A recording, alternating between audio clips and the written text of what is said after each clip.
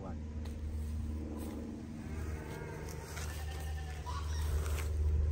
Hi everybody, this is Caleb Karoga back at the farm.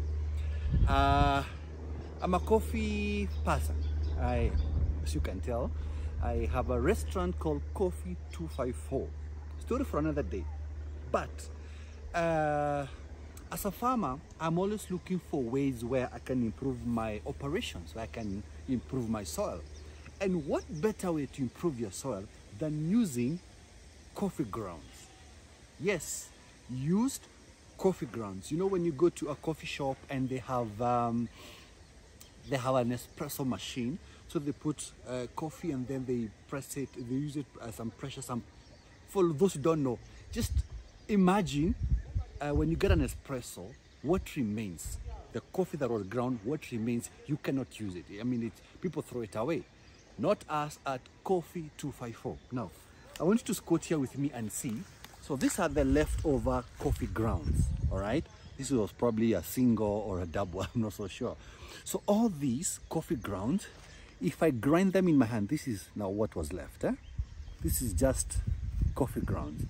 We can't use it anymore at a restaurant, all right? It's just pure coffee grounds. Now, coffee grounds, for the longest time, people have been throwing it away, but not us. This is rich in chromium, in potassium, in iron, in magnesium, in nitrogen. So today, our interest is the nitrogen in the coffee grounds. But be careful, don't put the coffee grounds directly to your soil. Reason being, it will first sap or take all the nitrogen that was in the soil before it starts now making more nitrogen, or rather fixing nitrogen into the soil. So you want to first compost them. That's what I'm doing. If you look here carefully, I am mixing my coffee grounds with the goat manure, sort of like making a compost. So if you just come close and dig in, and you will see I'm just mixing it inside. So it's going to decompose completely into the manure. Then after that, that's when I'm going to mix it into the soil. Don't worry, it's been raining, that's why the lumps of soil, the manure looks a bit thick. But these are the coffee grounds, which I would prefer you first mix with the goat manure. If you're doing composting, you could compost it with the coffee grounds. Personally, because I'm not doing any composting because of goats, all the manure, all the goat manure, I'm mixing it with the coffee grounds. Now, coffee grounds, did you know, can also be used to scrub your face. Oh yes, ladies, this is actually a very good coffee scrub. I mean, a very good face scrub rather. You can mix it with honey and you scrub your face. It's going to exfoliate your lovely face. Now, if you have dogs or cats or any other pet, you can actually wash your dog or your cat in these coffee grounds, all right? Secondly or thirdly, you can use coffee grounds as a pest control. There are some bugs, there's some little bugs and pests that are repelled by the coffee grounds. For real, they are repelled. Not all of them, just a few. So the more you're using coffee grounds on your soil over a period of time, there are some pests that will be repelled. Now, as it is repelling pests, there are some beneficial bugs and insects like the earthworms that are going to be introduced into your soil, or the earthworms are going to find your soil so rich they will come and excrete the nutrients. When they digest, go through their digestive system, you're going to have humus, rich soil from the earthworms. It's going to turn the soil. So yes, it's going to repel some pests, but it's also going to encourage earthworms to come and make your farm their home.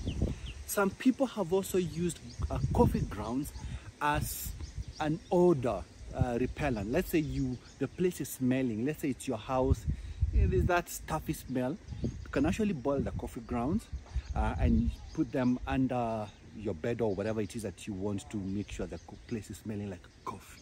All right.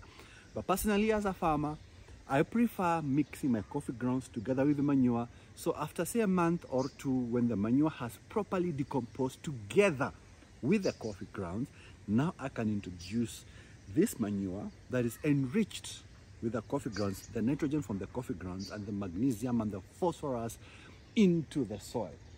So in this farm, we try as much as possible to, ensure that it's an ecosystem. So the vegetables I'm harvesting here, the milk from my goats that I'm milking, when I take it to my restaurant, Coffee 254, I sell milk at my restaurant, but the milk has come from my farm. All right. Once I make, say, a goat latte or a goat cappuccino, the coffee grounds that I used to make the cappuccino, the leftovers, I don't throw them away. It's what I come and bring to the farm and reintroduce it. It completes the cycle. So goats are going to eat the vegetables, they get me milk, I go make a goat cappuccino. I also have coffee. I planted some 2-3 coffee bushes, which I'll show you in another video. And I'll be reintroducing the coffee grounds into the soil where I have planted coffee seedlings. And that's how you create an ecosystem. So you don't have to own a coffee shop for you to use coffee grounds. Go to Java, Art Cafe, go to CJ's or any other restaurant out there or coffee shop out there that is using coffee grounds or is making coffee. Then you're going to get these coffee grounds. And even if you're not a farmer, we said, you can find a way of making this as a face scrub.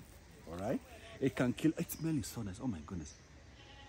Oh, I hope my tomatoes or my spinach or my collards will have that coffee taste. I don't know, I'm not so sure. But anyway, when I say ukulima sio shamba, this is what I mean exactly. Ukulima sio shamba.